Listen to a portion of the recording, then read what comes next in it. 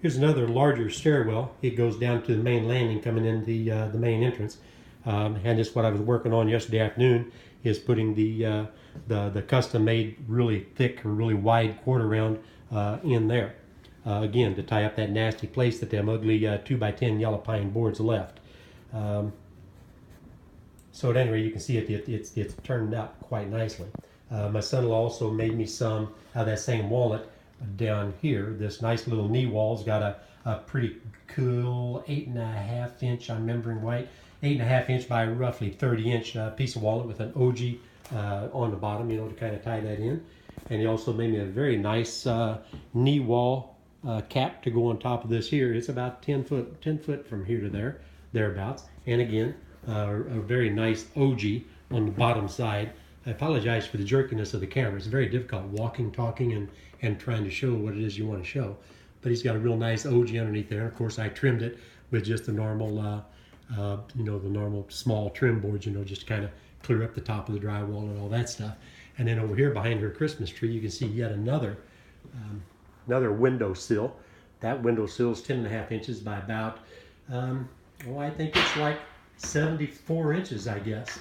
And it was really a tight fit. I had to work at it, had to use a bevel square and get some weird angles and try to make some notches and everything in order to get it to fit. But you can see it fit in quite nicely. Everything just tight, just as snug as can be. But it's a very, very pretty windowsill.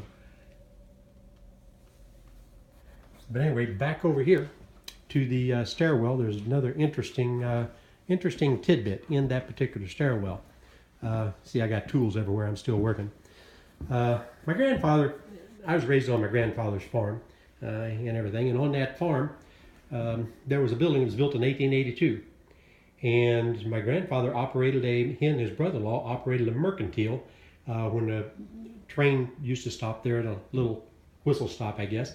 And that mercantile was a 2-story building. It had a hotel on the second floor, and bottom floor had a barber shop and, a little confectionery, whatever. It had, little various sundries that, for purchase. And at any rate, coming from the second floor down to the first floor was a big old handrail.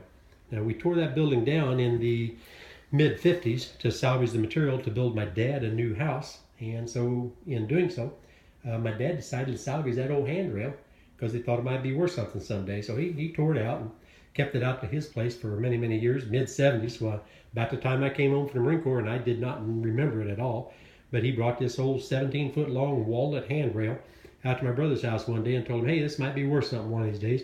Throw it up overhead your barn there, man. Keep it. Somebody might want it. Well, I'm working on my daughter's house down here. This has been well over a year I've been totally remodeling this house. And I was talking to my brother just about the time I was ready for the handrails, and he said, hey man, remember that old handrail from the old building and all that? No, not really. But anyway, he kind of refreshed my memory, and yeah, he's what? The old man brought that out here, and it's up overhead in the shed. He said, come on, we'll dig it out. Went over there, we dug that cotton picker out, and that son of a gun was unblemished. Well, outside of the normal wear and tear.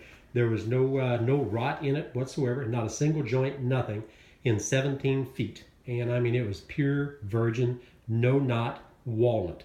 And so it took me roughly 4 6-hour days just to scrape the nasty stuff off before I ever got started to been able to start to form it into the handrails that you see today, or the banisters that you see today, or handrail, I guess. And then of course my daughter had to spend quite a number of evenings putting numerous coats of polyurethane on. I think she's got 7 coats of polyurethane. But you can see there's not a single joint anywhere, except for, well, of course I had to make joints, to cut it to fit her 2 stairwells that ended up putting it in. So we're really proud of that. She's just tickled to death.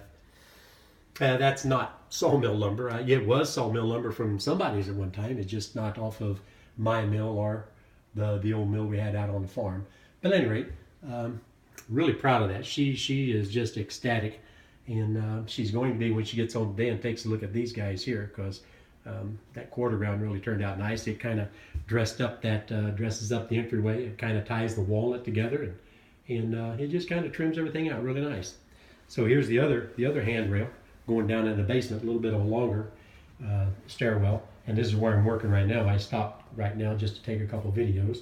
And I got this one on the left-hand side ready to nail in. I've got to bevel the bottom down there. As soon as I bevel the bottom, she's ready to nail in. Then, of course, I'll go over here and finish this little project up. But at any rate, there you go. Tractor Man 44, out of here.